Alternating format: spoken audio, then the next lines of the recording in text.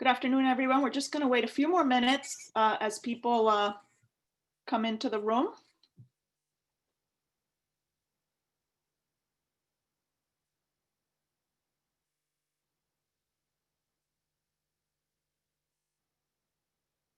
And you don't have to do a long introduction either. Okay. People read it, it's like 2 minutes. Yeah, we don't have that much time. Just do. I can add more stuff, so you don't have to go long into it. That's fine. No, I'll be well. Okay, I think we're going to get started. A few more people may join us this afternoon. I'm delighted to welcome one of our population health spotlight speakers on behalf of the Dornsife School of Public Health, Dr. Sacoby Wilson. Dr. Wilson is an associate professor at the Maryland Institute for Applied Environmental Health at the University of Maryland. He holds an MS and a PhD in environmental health sciences from UNC, where, among others, he worked with the legendary Steve Wing. Didn't you, Sacoby? Yeah, I don't know if people know Steve Wing, but very important figure in environmental justice. Sacoby was then a Robert Wood Johnson Health and Society Scholars Program at the University of Michigan, where I had the good fortune to meet him. We were just remembering, this was a number of years ago, and he has really been a leader in work on environmental justice and also with an interdisciplinary lens.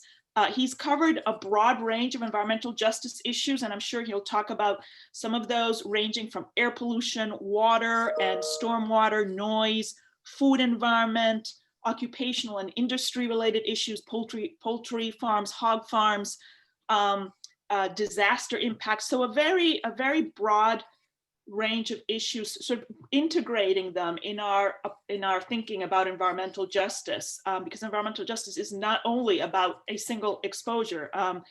And also, I think, a very interesting and important focus on citizen science and community engagement. So engaging the communities, the people in this way of thinking about environmental determinants and what we should be doing about it and how they contribute to equity. So we are absolutely delighted that he's taking time from his busy schedule to speak with us today. So he will be speaking for about 50 minutes, and then you can type in your questions in the Q&A and we'll have a little bit of time for questions. So I'll turn it over to you. Thank you so much for joining us. Thank you for the introduction. I'm really happy to be here. We were talking before about Zoom. You get a lot of stuff done with Zoom, so I'm glad I can join y'all via Zoom, because probably in normal conditions I may not be able to join you in person. So what I'm going to do today is really talk about where we are in this country and talk about my work, of course, but the syndemic. And the syndemic means multiple pandemics. So yes, we're dealing with coronavirus, right? SARS-CoV-2, but we have been in a pandemic pre-coronavirus. So I'll talk about that. Toxic racism, hazards, climates, and viruses. And as the dean said, I will get into some of my work around citizen science, community engagement. And also, I won't cover every project, because I always tell, I do way too many projects, but if y'all want to learn more about what we do, y'all can go to CEEJH Lab, siegelab.org. That's our website. So most of the projects that we do are on that website, but not all the projects, because some of the projects are not up to date. We got to update the website, but we do way too much stuff. But again, it speaks to the need that's out there, y'all. That's the reason why we do the work that we do. And my lab is really focused on, and I'll come back around, it's doing science for the people and science that focused on social justice. So thank you, Dean, giving a shout out to Dr. Steve Wing, who passed away, was it 4 years ago, the day after the election, 4 years ago. So he's one of my mentors, but really focused on science for the people, science for empowerment. So again, I'll get back to that in some subsequent slides. So we know we have this uprising against racism in this country, uprising against white supremacy. Want to say real quickly, you can't talk about America and not talk about racism, structural racism. Racism is baked into the walls of this country. Racism is as American as apple pie, unfortunately. And so when you think about these issues, you got to think about why you got the criminalization of Black and brown communities and Black and brown bodies. You have these issues around how some people, because of their race, ethnicity, they're treated differently, right? You can think about the recent the murders of George Floyd, a neck on a police officer is kneeling on his neck for 8 minutes and 32 seconds, like treating folks less than human. The lynching of Mr. Arbery in Georgia. Folks who are just minding their own business in their homes, like Breonna Taylor, right? So, but you think about this issue when you think about the environment, black faces, white spaces, how folks feel like I can call the police on you because you're not supposed to be in these spaces. When they look at the Burden incident, and you can go even other incidents where people just mind their business, but because they are the other or they've been otherized, they looked down upon and dehumanized, made less than. There's something wrong with that, right? And so you get the criminalization issues, police brutality issues, the over-policing issues, the over-sentencing issues, the school to prison pipeline issues, lack of access to healthcare, right? All these things are connected to structural racism. And it's really talked about not just structural racism, we're talking about structured inequality, which I'll get into that a little bit more. So racism is a public health issue. So there's work that many folks have done in neighborhood health. Again, the Dean's work as well, David Williams's work. Racism itself can impact health. And then what does racism do? Racism, this is not the genetic, race is a social construct. It's about your access to resources, the concentration of risk, right? You think about the issues around segregation and redlining and how that informs how some communities look the way they look, the built environments that they have access to now. Built environments that may be more pathogenic versus built environments that may be more pseudogenic. Now, I'll get back to that later. So you think about COVID-19, right? COVID-19 is really important discussion because COVID-19 has made visible the populations that our policies have made invisible, right? All these essential workers we talk about, who are disproportionately people of color, doing transit work, restaurant work, right? Folks who are working in meatpacking plants, folks that are working in nursing homes, folks who are working in healthcare. Who are these individuals? I mean, without them, they're essential because without them, our capitalistic system will come to a screeching halt. But they, because of the nature of their jobs, and because they may have to work in those occupational environments, they may have higher exposure risk to SARS-CoV-2, right? Because of the transmission rates within those environments, right? Because of host susceptibility factors may be modified because they're in those environments, right? I have 3 siblings who are nurses. One got COVID-19, she survived, right? I have a niece who worked at a restaurant. She got COVID-19, she survived. But almost 240,000 Americans were not able to survive. They lost their lives, right? And so you gotta think about what's happening in these different environments, right? Think about our agricultural workers and their exposure risk. Think about Navajo Nation. When do we even talk about indigenous populations? In the last 4 or 5 years, think about how often we talk about them. Pipeline fights and now COVID-19. Navajo Nation has some of the highest rates of morbidity for COVID-19 in the country due to the fact they don't have access to water, right? Potable water. So these are issues when you think about disparities in infrastructure, disparities in access that kind of drive, risk to SARS-CoV-2 and this risk of COVID-19 and also mortality and also the long-term debilitating effects. So when you're exposed to the virus, right? So here's just some stats that just show the disparities and impact of COVID-19 on certain groups when it comes to hospitalizations and also death rates. And you have to think about the underlying factor, what drives these disparities? What drives these disparities?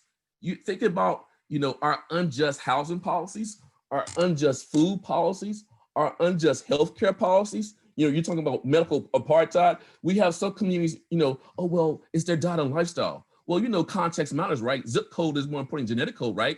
Place matters. So when you think about, we got underlying comorbidities. You have folks who have, diabetes, high risk diabetes, and other diseases. Well, context matters, folks.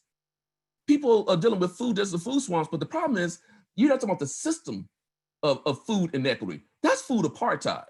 So you got food apartheid. You got medical apartheid. You got folks are dealing with, we talk about capitalism. Reverend Lawson, when you eulogized John Lewis, talked about plantation capitalism, the haves and have-nots. The haves like myself are doing a Zoom call with you right now. The have-nots are out there working, potentially increasing again their risk of exposure to the virus and those negative health outcomes that come along with that. But then it's just not toxic racism, right? 400 plus years of toxic racism in this country. It's just not toxic capitalism. it's just not toxic virus, it's also about toxic climate. And we know that those who produce less pollution and greenhouse gas emissions are ones that disproportionately impacted by it. Not just globally, right, but also in a US context. This year was the 15th anniversary of Hurricane Katrina. And I always ask my students, like, why were so many people impacted by Katrina? Well, those of you know about New Orleans is a highly segregated community. You have high rates of poverty in the Black community. You have differential access to safe zones, right, when it comes to the built environment based on race in New Orleans.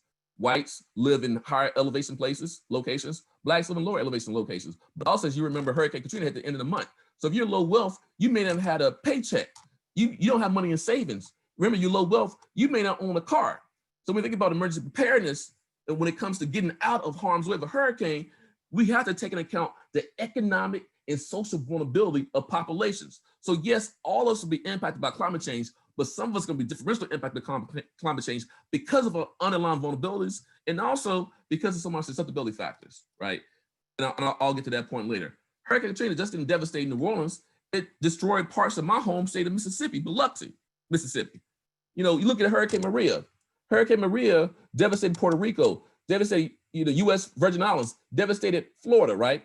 But think about Maria and how the discussions about Maria and how those are not Americans, right? Think about our response to a Hurricane Maria. Think about how many people lost their lives. Over 3,000 people lost their lives due to Hurricane Maria. And folks who live on the island were already in economic distress. So some of you who do this research know there are a lot of big issues with Vegas and military testing, bombing in that area. So a lot of contamination. Also, there's a lot of big pharma in Puerto Rico. There are also a lot of Superfund sites in Puerto Rico. So when folks couldn't get access to potable water, some people were getting water from wells, monitoring wells with Superfund sites. That happens when you don't take into account who's most vulnerable and making sure that they are prioritized in our preparedness plans. And think about Hurricane Harvey. Hurricane Harvey dumped, 30 trillion gallons of rain I think it's more than that. I may have messed the number up. Trillion gallons of rain in Houston. And if you think about the Houston Ship Channel, that Houston Ship Channel it's one of the largest petrochemical corridors in the country. So if you have, and that part of the country is also, some of you may have heard about Cancer Alley, right? That 85-mile corridor between Baton Rouge and New Orleans, where you have a lot of petrochemical operations. So you think about this kind of petrochemical corridor, you have fossil fuels, right, that are being combusted, you have processing, products are being produced, refining is happening. So what are those pollution emissions? So you got volatile organic compounds like benzene and xylene. There's a big issue with benzene emissions around when Hurricane Harvey hit. And I believe the local EPA turned off the monitoring networks. So this areas you have disproportionately Black and brown folks who live near this Houston Ship Channel. So again, why is Houston so important to discussion? Houston is the 4th largest city in the country, population-wise, right? Houston has no comprehensive zoning. So when you have a major rain event, Houston has so many impervious surfaces. Where's that water supposed to go? There's no natural sponges. There's no wetlands. There's no green infrastructure. So you get a lot of runoff. You get a lot of flooding. So there have been multiple 1,000-year rain events in Houston. And so you see that, again, an intersection of climate change, bad planning, and environmental justice planning role in who's impacted again when it comes to escaping. Also, when it comes to recovery, if you go back to climate refugees associated with Hurricane Katrina, you have some folks who were not able to come back to Harvey because they were already on the precipice, economic precipice, right? They were already with limited resources, limited opportunity structures. And so if you think about, it's environmental justice as a movement, right? So I do a lot of EJ work. And for me, I want to connect this back, the dots back to the structural inequality. For me, Dr. King is the grandfather of the environmental justice movement. If you think about sanitation worker strike and the issues of labor, environment, exposures, and people were being treated less than human. Look at the sign. It says, "I am a man, recognized by humanity." My earlier comments about how folks are getting treated in these different spaces, right? Black faces, white spaces. It's the same thing. Connect back to what happened to Breonna Taylor. Connect back to what happened to George Floyd. Connect what happened to Michael Brown, Tamir Rice, right? You can go on and on. Freddie Gray in Baltimore. Folks, because of their skin color, being treated less than human. Communities, because of the dominant racial ethnic group, being treated less than human.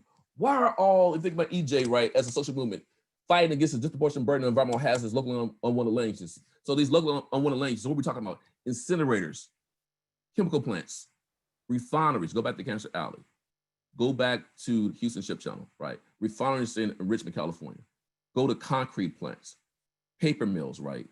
Landfills, industrial chicken farms, industrial hog farms, right? Heavily trafficked roadways. Whose neighborhoods disproportionately host these facilities? Fossil fuel industry, the whole process, extraction, mining, who's impacted? Native American reservations, right? Who's impacted? Folks in Appalachia, who's impacted disproportionately? Black and brown folks, low-wealth folks who live near fracking sites. Then the pipelines, who's impacted disproportionately? Then the process and refineries, who's impacted disproportionately? And then the waste products, who's impacted disproportionately? Black and brown communities, low-wealth folks, consistently, right?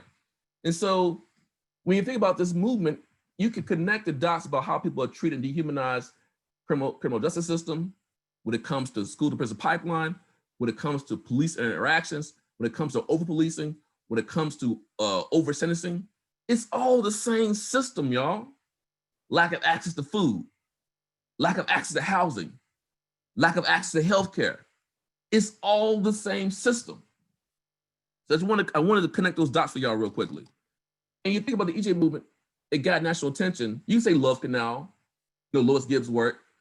You can say some of the work around agricultural workers in the Southwest in California. You can talk about, but I think it really got national attention with this PCB landfill fight in Warren County back in the 80s. And basically, I want to highlight this real quick, because you had a primarily Black county, Warren County, is going to be cited in Afton, North Carolina, primarily Black, low wealth again, rural, right? People on well water. Think about the vulnerabilities I just outlined. And the landfill was built.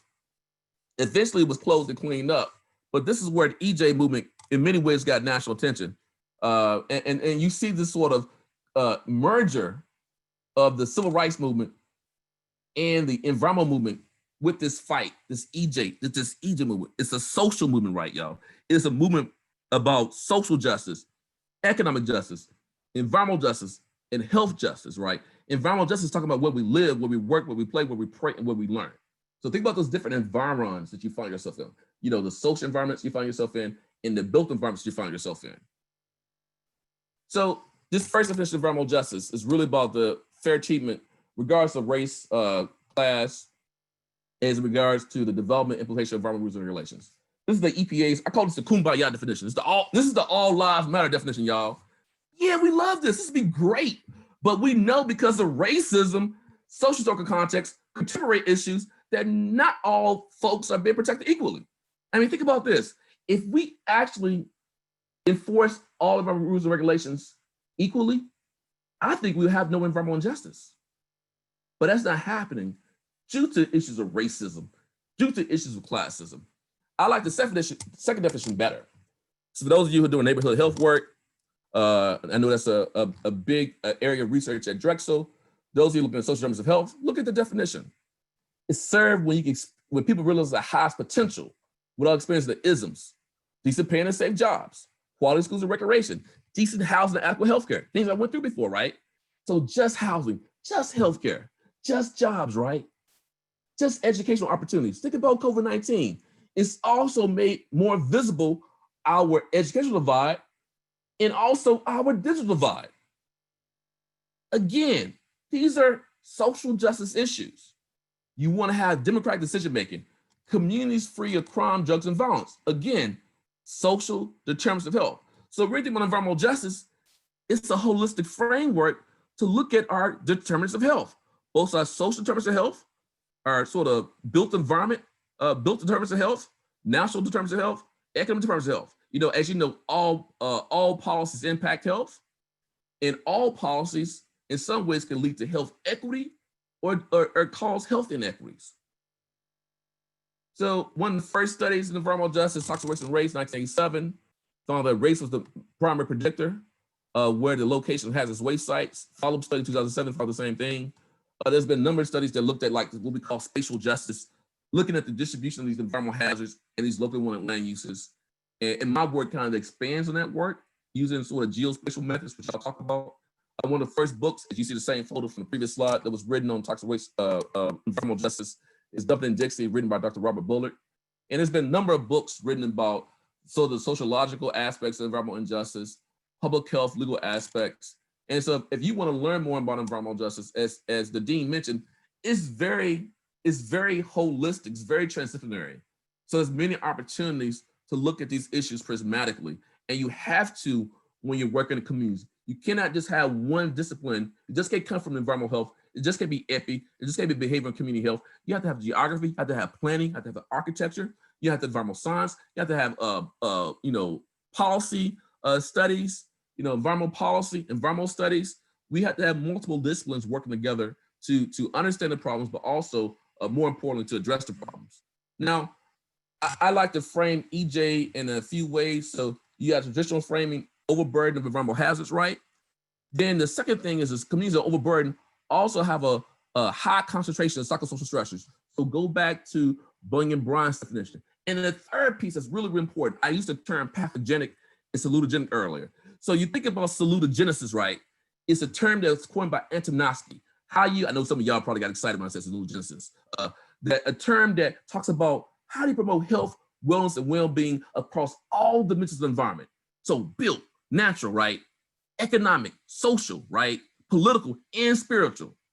So in a lot of cases in our research, we talk about what's wrong with folks. So this is about, hey, how can you look at what's right with folks, right? Look at assets, strength-based research, positive exposure, just not talk about negative exposures. So a lot of communities may have lack of access to salutogenic infrastructure, not having great access to green space and parks, not having great access to supermarkets and grocery stores, not having great access to healthcare, right? And then having more access to pathogenic infrastructure, health restricting. So fast food, right? Pawn shop, liquor stores. Think about your community as a living, breathing ecosystem and what are the features that make the ecosystem healthy and unhealthy. A community ecosystem is unhealthy by looking at the clustering of fast food, the clustering of the payday lenders and the pawn shops, the clustering of these pollution-intensive facilities. You know it when you see it. And you also can measure it too through different social epi methods, and also environmental health methods. So when you think about these exposures, these differential burden can lead to these exposure disparities to particulate matter and PAHs. I'll talk more about that in a couple of slides. Also, it can lead to negative health outcomes.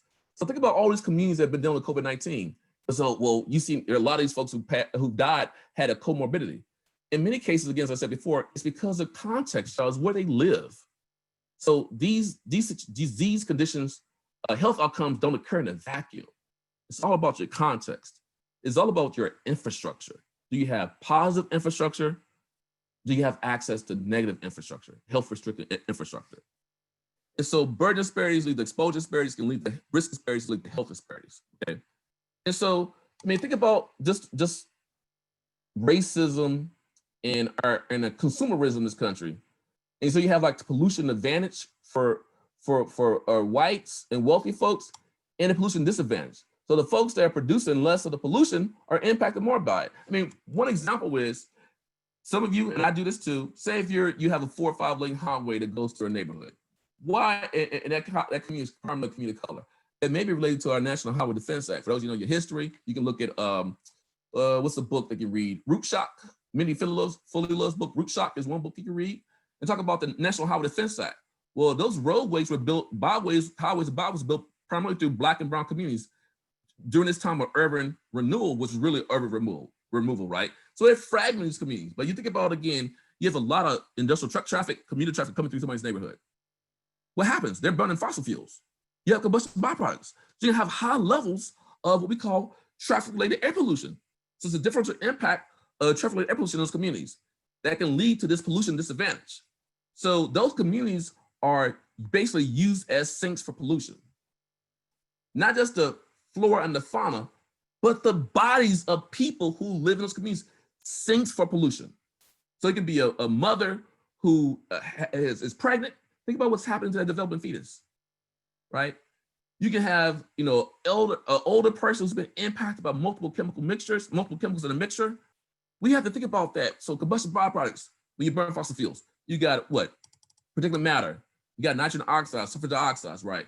You have polycyclic aromatic hydrocarbons. You have VOCs. Numerous compounds that can impact human health that people are inhaling, and that can have deleterious health effects. So just not respiratory wise, but also the different organ systems. I did that. So with particulate matter, and you think about the issue with COVID-19, we've seen that air pollution, the work from Harvard, is a risk factor for COVID-19. But think about particulate matter. Why is it so important to COVID, but in general, to communities that are dealing with more degraded air quality? Particulate matter can, small dust, small particles can get into your lungs, damage your alveoli, right, into the circulatory system, cause asthma attacks, can cause heart disease, can cause stroke, can cause birth defects, increase in mortality, low birth weight births, contribute to diabetes, contribute to Alzheimer's, cause cancer, of course. It can also impact mortality, premature mortality, and impact life expectancy. What's even more egregious in ways about particulate matter is it can deliver other toxicants to your liver, to your kidney, to your brain. It can have lead, mercury, arsenic, can hit your rod and cross that blood-brain barrier. And so that's why it's really important to think about, so with air quality issues, yes, it's just not the one pollutant. Think about these communities, right? It's just not one chemical they're being exposed to. They're being exposed to multiple chemicals. But even if you step back from the chemical stresses, right, you got folks who have poor housing stock. Think about COVID-19. You're in overcrowded housing, right? You may be exposed to mold, mildew, and allergens. You got the biological exposures outside of COVID, right? Then you have physical agents too you can be exposed to, like noise pollution. So it's chemical stressors, biological stressors, physical stressors, and psychosocial stressors that are impacting communities impacted by environmental injustice.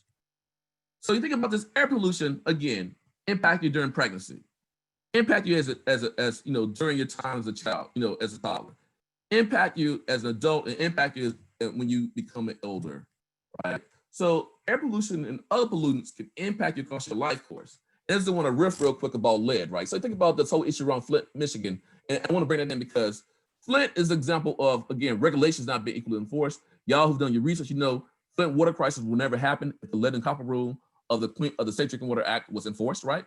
But again, New Orleans and Flint, what's some similarities? Issues of race, issues of class, high rates of poverty in Flint, right? You see all the hazard distribution, and then the lead, the water crisis in Flint, it made those populations were invisible more visible.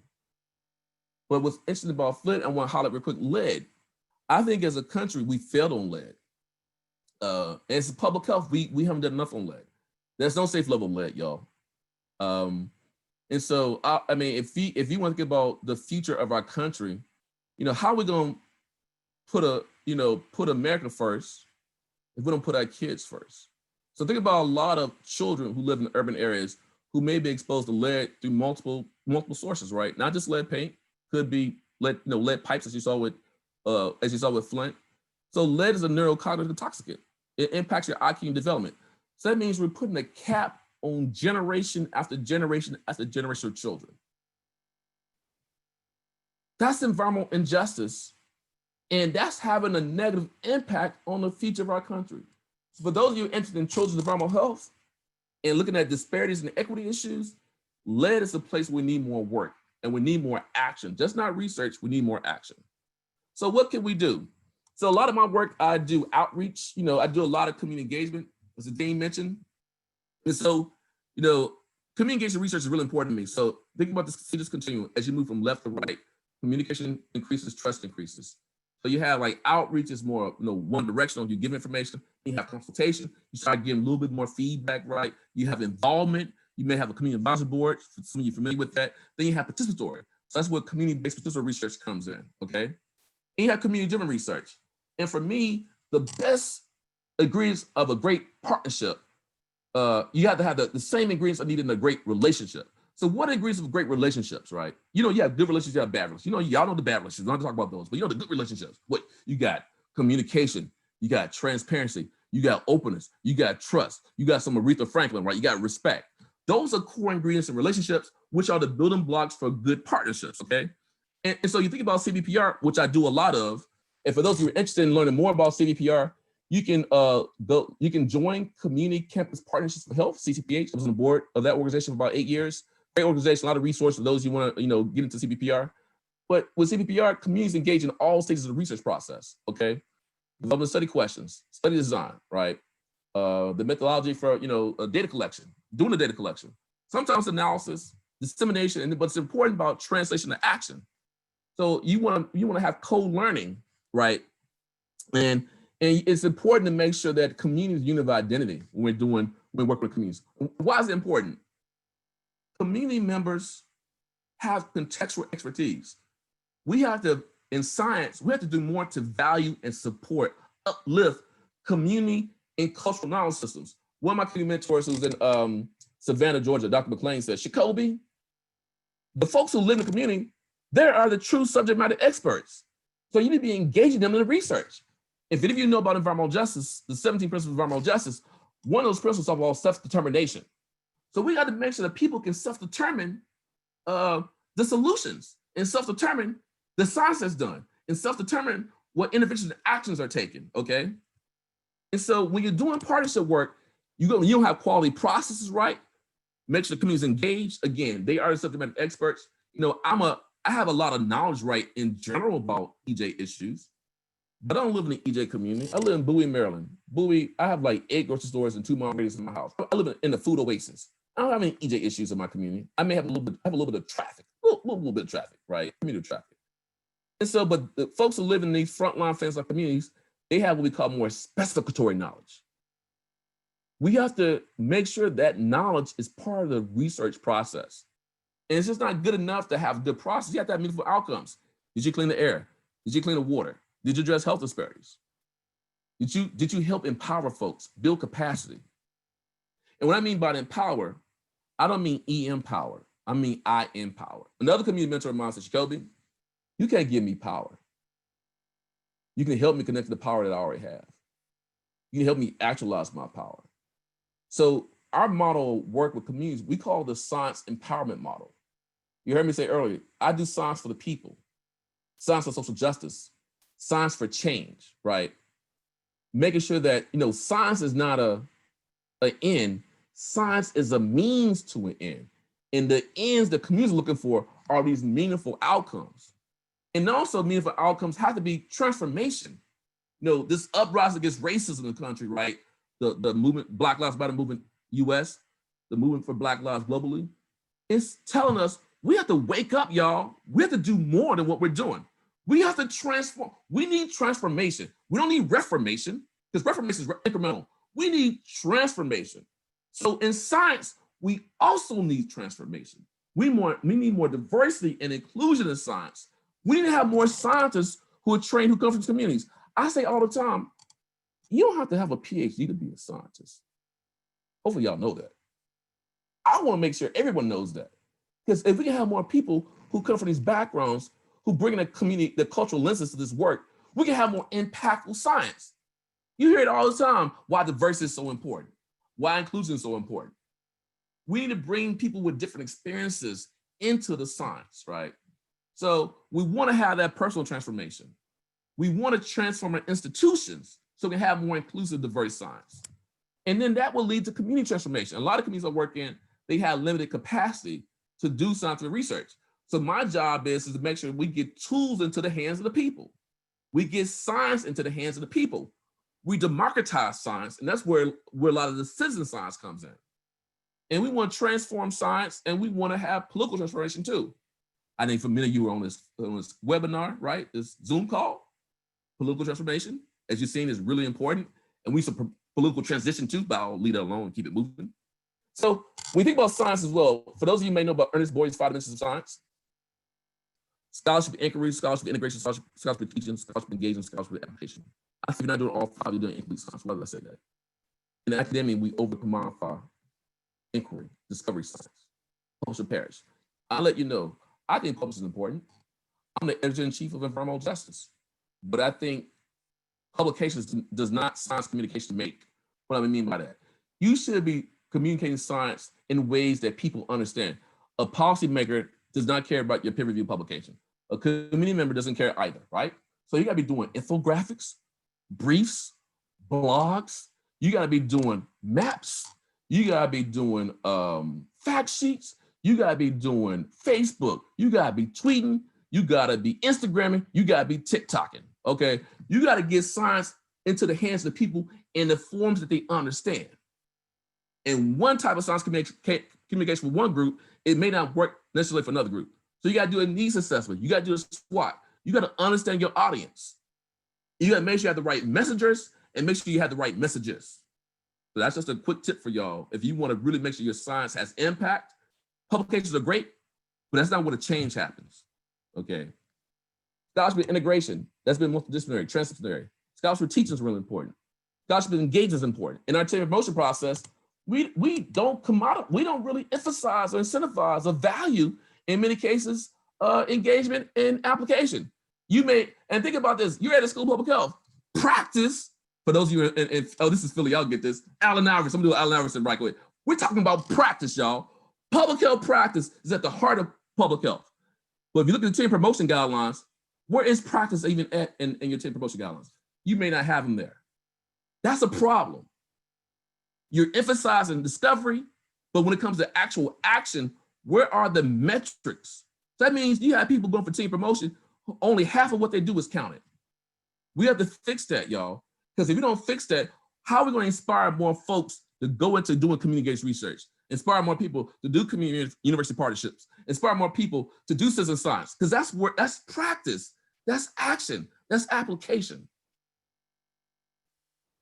So when you think about this, you may be asking, like, Dr. Wilson, how do I work in these communities? How can I can bring my research and my expertise to them? You got to step back from what you want to do and think about the needs of the community. Right? Remember I said needs assessment. So what are the issues? What are the impacts? What are the opportunities? What are the benefits? What's your why? Be transparent about your why. I got this research grant. I want to get this paper published. Be transparent about that. Let the community share their why with you. And then you can build a partnership. And you say, well, Dr. Wilson, I want to work on this issue around neighborhood health and physical activity. And I want to make sure people have greater access. They start eating so many fatty foods. Okay, they may say the problem is not the fatty foods, it's all the fatty foods at the McDonald's down the road. Can you help me change my zoning? So you may have to change your research question to be more responsive to their needs. So you can connect any question you have to 5 things. We got to make science proximal, everyday, and pocketbook. Not the big S in science, but make it the little s. We're using science right now. We wear science, we eat science, we drive science, we turn science on and off. We breathe science. Some of that science is bad, some of that science is good, right? So make it everyday, make it pocketbook. Food, faith, family, health, and jobs. That's how you make science more inclusive. That's how you make science more impactful. Connect your science to what people are dealing with every day. That's how you build bridges through science. Not just on the discovery side, but really engaging them where they are and focusing on solutions. So again, I do citizen science work, and I think it's an important way to democratize science. Some of the old school citizen science is bird watching. Some of you may be doing water quality monitoring, right? And I think citizen science is really important way, as I said before, of empowering folks through science. So whether it be, air quality monitoring sensors, whether it be things like public participatory GIS, even a little bit of photo voice. I mean, if you develop an app that can help people collect data on their diet, or an app that help people like figure out about environmental hazards in the communities. Again, how do we get science out there to the people?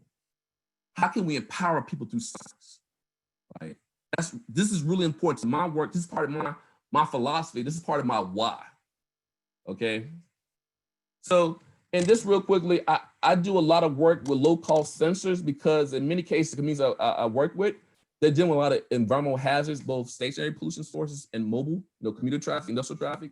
So I don't have time to go in great detail on this, but a lot of our communities that are impacted by air quality problems, there are not enough regulatory monitors near them. So if you are living in a neighborhood, right, and a facility's gonna get a permit, that facility may use data 10 miles down the road from your house and say, well, the level of particulate matter is 10 micrograms per meter cubed. No, it isn't. That's what it is 10 miles from my house. What is it at my neighborhood level? What is it at my house? Come on, y'all. Y'all in environmental health. That is bad science. That's called exposure misclassification. But that's actually built into the system. That's hugely problematic, right? Where you're using data from a monitor down the road to basically say what's happening at a site-specific location. No, what we need more is site-specific, very granular, spatially relevant data, spatially resolved data. So a lot of my work is really trying to help communities build these hyper-local air quality monitoring networks. I'll get to a few slides and show that I'm running low on time, so I'll take another maybe 10 minutes. I'm gonna leave a few questions, maybe less than 10 minutes. I'll try to take less than 10 minutes just to show you a few examples. But what we're trying to do is to really empower people through science to build out these hyperlocal air quality monitoring networks. And so we also developing citizen science tools. Those are there's US EPA EJ Screen tool. That's an important tool that you can use. There's a site called sitestarter.com that has like an inventory, a lot of entry-level citizen science projects. If you're interested in trying to get started doing citizen science with your local community partners or local youth groups. So if you think about EJ issues in the state of Maryland, again, I'm not gonna have time to cover all these. I'm gonna kind of go through these kind of quickly. Let me skip a few slides.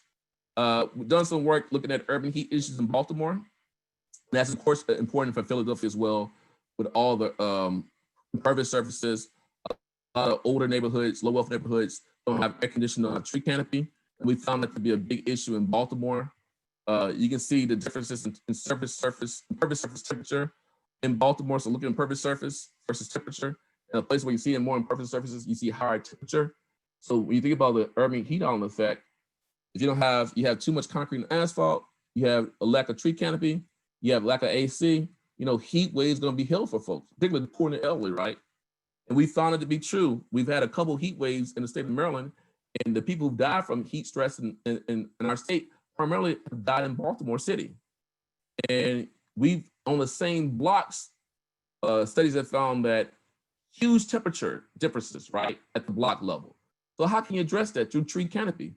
Trees are great for a lot of things, folks. Heat mitigation, moisture pollution mitigation, air pollution mitigation, stormwater mitigation, of course, playability, mental health, right? So a lot of urban communities, and you know that from your colleagues there at Drexel, have lack of access to green space and tree canopy. And that has major impacts and implications for public health. Now, my lab's developing geospatial tools. You can again go to ceejhlab.org to see these. I don't have a lot of time to cover them, but it's important, again, as I said, to develop tools that folks can use to map environmental injustice and map access to amenities. So we're developing 3 tools right now in partnership with the Maryland Department of Natural Resources, a Maryland EJ Screen tool that's similar to US EPA EJ Screen. You can find on the website again. We want to make sure that legislators and agency folks are using this tool when it comes to figuring out where environmental justice communities are and taking action to address cumulative impacts. Some of you know recently S232 passed in New Jersey, cumulative impacts bill. We're working with delegates right now to get a similar bill passed in Annapolis in next session in the spring. We also are working on the park access equity mapping tool. I'll show a slide on that. And we're also working on climate equity and health tool for the state of Maryland. So this again, for community members to use, but also for legislators to use and the agency folks to use as well. So here's just a little bit on EJ Screen. Again, I don't have a lot of time, but it's built on it's similar to US EPA's EJ Screen. It's more like Howland Environmental Screen, okay? So here's some of the categories: pollution, burden, exposure, pollution, burden, environmental effects, system populations, systemic factors. So that's a little bit on to. We can learn more about it going to the website. We also have a park equity mapping tool. Again, research has shown, like in Baltimore, Boone's work has shown that Black folks have greater access to parks, but white residents have access to larger parks that have more amenities. So that again impacts neighborhood health, right? Green space and parks when it comes to mental health, when it comes to opportunities for exercise. There's many benefits to having green space. Also stormwater management too, right?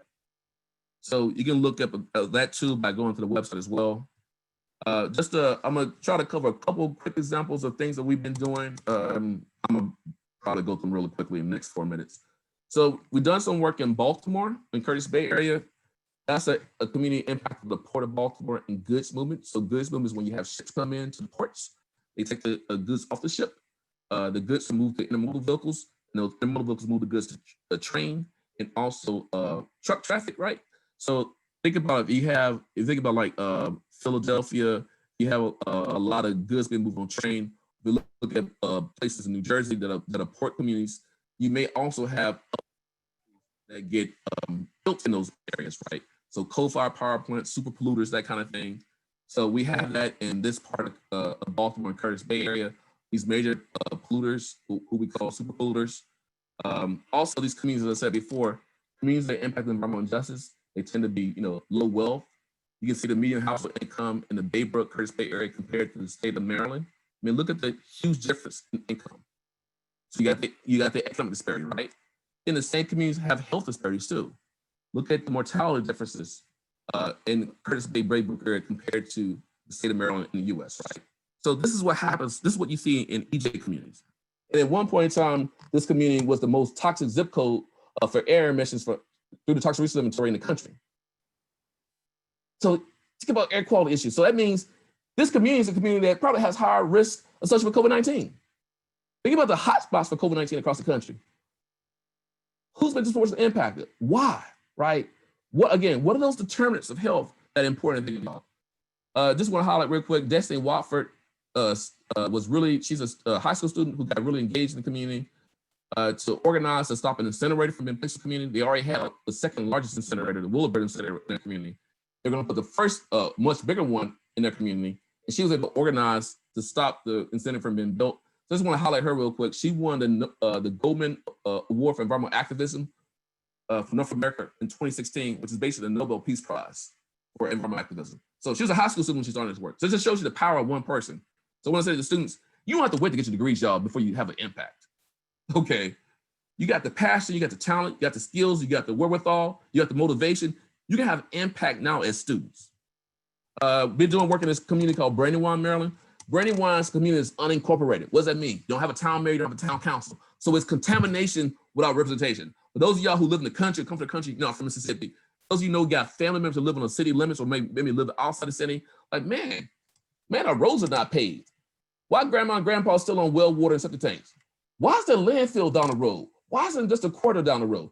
What happens is when you're in unincorporated, you're easy targets for these local languages to become a sacrifice zone. So Brandywine is basically a sacrifice zone for our county and also for the DC region. Why is that? They have a lot of diesel truck traffic. They have a Superfund site. They have a sludge lagoon. They have mining operations. We're mining for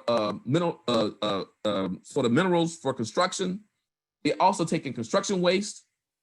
They have 5 power plants in a 13-mile radius, 3 power plants, and two gas power plants have been built in a 3-mile radius of Brandywine proper. The community that's unincorporated is 7% people of color. And you see that time and time again. And they also have a fly ash landfill. And the only park in the community is right beside the fly ash landfill. So we've been working with that community for about 5 years to help them doing some air quality monitoring. So, some public health, just public health partnership to give them information so they can be more engaged in decision making. And they actually were able to submit a civil rights complaint that led to some action recently in that community. And we had a role in that. We also do some work in the Eastern Shore of Maryland. I definitely cannot cover these slides. There are way too many slides. But I'll just say quickly, there's a big issue with industrial chicken farming in the Eastern Shore and also the Delmarva region. So we're working right now to build a community university partnership in the Delmarva region to look at issues of water contamination, air quality issues, and looking at genetic markers of fecal microbes in the gut of chickens as part of microbiome. And also with my colleagues, Dr. Chris Heaney, who's at Hopkins, who I worked with, who was also mentioned by Dr. Wing, we are working on doing some COVID-19 testing for agricultural workers, including and also meat packing workers, meat processing plant workers in the region as well. So I'm gonna skip through these slides, but try to finish off one more quick example. Well, a couple more examples. Let me skip these slides. Sorry, way too many slides, y'all. So I did some work as a grad student looking at the issues of sewer and water infrastructure in Mebane, North Carolina. And basically the point is these were post-slavery Black neighborhoods that didn't have a lot of access to sewer and water infrastructure. The sewer water lines ran through the community, but they weren't connected. Even though they weren't connected, they also hosted the sewage treatment plant. So think about this. You're not connected to sewer water lines, but you're hosting the sewage treatment plant, okay? Egregious. So we were able to do citizen science with this community, collect information on septic tanks, well water, and show high levels of fecal coliforms in the well water. And we're able to stop this highway from being built, and able to get folks first-time installation in sewer and water infrastructure, get the roads paid for the first time. These are what we call pre-New Deal communities. This should have been fixed with the New Deal, but because again, racism just didn't happen. So I've been still working with this group off and on for about 20 years. So when we think about these EJ issues, they didn't happen overnight. So solutions are not going to happen overnight either, folks. You got to have, it's like a lifelong commitment to addressing these problems. And then let me skip this one. And this is the last one. Also do work. So I do work in Savannah, Georgia. We're helping them to build out a hyperlocal air quality monitoring network. I also do work in Uniontown. I'll just take it one more minute.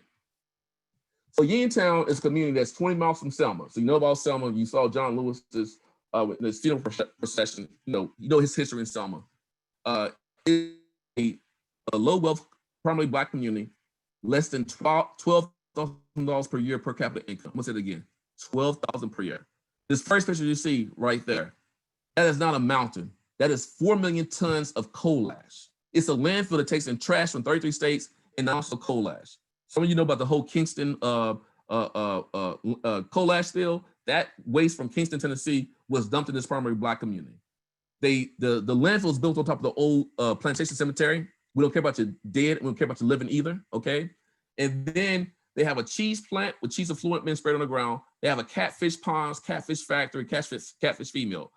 But what's really egregious, more egregious, or just egregious in the community, when you flush your toilet, your waste goes to a sewage treatment plant. When they flush their toilet, their waste goes to a containment pond and then it's sprayed on the ground. So what you see is that the cheese effluent being sprayed, that is human waste being sprayed. In the first picture on the top right, and at the bottom, that is not a pond. That is what is a pond? It's a pond of liquid human waste. Okay, hopefully that sits with y'all. So this is what we're dealing with. In this country, you have folks who don't have access to water. You have folks who have access to sewer. You have folks that have been used as sacrifice zone. So that's why we need more science that focuses on action. We've been working for the last 2 years with BBC, the community group in Uniontown, to help do air quality monitoring, to bring science to them, just to really empower them to use science for social change and use science for social justice. And since we're low on time and I got way too many slides, I will end, hurry up. There, thank you. Thank you. That was impressive, Sacoby. A really powerful talk, and it's amazing to see the body of work that you're leading and how important it is. So thank you so much. You're welcome. We can have a few minutes for questions. I see some already in the Q&A. I'll stop sharing. So one question is, thank you for the historical context and direction for us to engage in citizen-engaged science. I'm wondering, as someone entering my early career and as I near graduation from my MPH program, which types of institutions or employers are doing the work in ways that excite or inspire you? So some advice. Great question. Yeah, well, I'm doing the work. I think schools of public health, even though I critique schools of public health as it pertains to the whole practice, and that's a really important piece, I think there are a lot of schools of public health that would be a good place to go. So for example, many schools of public health have research centers where I have a community outreach and engagement core. So that's a natural place to do this work. Any institution, whether it be a school of public health or a school of medicine that has a health disparities program or a health equity program, that's also a natural place to go. There are a lot of nonprofits in the community that are also doing work. So you can even look at hospital systems. Hospital systems are actually getting a lot into population health and in their catchment area, trying to do more engagement. So I think there are many jobs out there. And as you know, what maybe you don't know, after the economic downturn a few years back, we lost about 55,000 workers, public health workforce. We have to rebuild the public health workforce. And hopefully with this new administration, there'll be a lot of investment in public health. So there should be a lot of opportunities for you. So I think I think you should be really excited about the opportunities. But because we have a new administration, that would be a different response if you transition to a new administration. Thank you. Another question. Do you feel like the government, communities themselves, or private industry should be in charge of bringing solutions to some of the problems that you spoke of? Well, I think it's important for it to be collaborative. Actually, I'm working on a grant proposal right now, and we call it a community university government partnership. It doesn't sound right, like a CUG. You got to have a CUG. So we're working on a proposal right now to actually engage the Department of Energy and Environment in DC, the Maryland Department of Environment, also the Department of Health in Maryland, and then the DC Department of Health. So I think you need all stakeholder groups at the table at the beginning. So we're going to talk about meaningful processes so it can lead to have good solutions. So I think you always have that interaction. But when it comes to at the local level, you got to make sure the front line and fence line communities are present. You cannot wait to bring them to the research project halfway. You cannot wait to bring them to the discussion about the permit halfway. Those are most impacted by the decision making, have to be there at the beginning. Mm-hmm. Another related question. Thank you, Dr. Wilson, for your honesty and integrity in educating others about environmental racism. What are the first steps we can take as public health professionals and private citizens to address environmental injustice in our communities? Yeah, great question. I think one of the first things you do is be a good ally. So even though I am, I'm a Black man, I'm not from the Egypt community. So what I do as a scientist, I'm an ally. So we have to learn how to have good allyship. And what's important is, remember I use that term empowerment. You may have access and opportunities that community folks don't have. How can you make sure they're also a seat at the table? They also get a chance to create that menu. So focus on being a good allyship and helping to empower folks, not giving them power, like we're gonna come save, don't go save folks. One of the problems with, I think with science, I didn't say this earlier, we gotta stop doing extractive science. We gotta stop doing guinea pig science. We gotta stop doing what I call pain pimping science. None of the stuff that I'll do, y'all, I'm not curious about a single thing I work on. Why do I say that? I think it's very macabre. You see somebody struggling in pain, I want to study them. That doesn't feel right. That's still icky. But I can say, man, I can bring tools to that community. So another thing to think about is how you can bring tools and resources. You are a resource. You have skills, but also bringing other tools, resources, and partners to bear to help address those problems. That's how science can be more effective. So hopefully I answered that question. And I think we can, we'll have one last question. There are many others. Unfortunately, we can't get to all of them, but this one says, although you gave several great examples, which environmental justice intervention that you were involved in would you say was the most beneficial or made the most impact? That's a hard question, but I don't know if you have any reflections on that. Yeah, I think, let me just step back from my previous response. That whole empowerment piece, you know what I'm saying? You teach somebody you don't fish for them, you teach them how to fish. I think one of my most important jobs is to help build communities' capacity to do their own research. So with WERA, Western Revitalization Association, I didn't name them, and MEBN, they're still doing their own work. I mean, Omega Wilson, president of WERA, he's working on bills at the federal level. He's been working on bills for years. He's been talking to the Biden-Harris transition team, right? That's powerful. Low Country Alliance for Model Communities, those last few slides in Charleston, we have to shut down the incinerator. We've gotten a zoning change, right? They're doing a lot. They built their own statewide EJ network. They have a statewide climate change network now. They're doing amazing things. And so my job, I think the most impact has been the empowerment, helping to build their scientific capacity so they can continue doing the work without me. That's been the biggest impact. Thank you. We received many other comments congratulating you on your work, and we will be posting this lecture. We'll send out some information on that so people can watch it again. Thank you so much. This was an incredibly powerful and inspiring talk. Congratulations on everything you are leading and will continue to do. So thank you so much for spending the time with us. We really appreciate it and hope to continue this very, very important conversation. Thank you so much. Thank you, everyone. Bye. Bye-bye.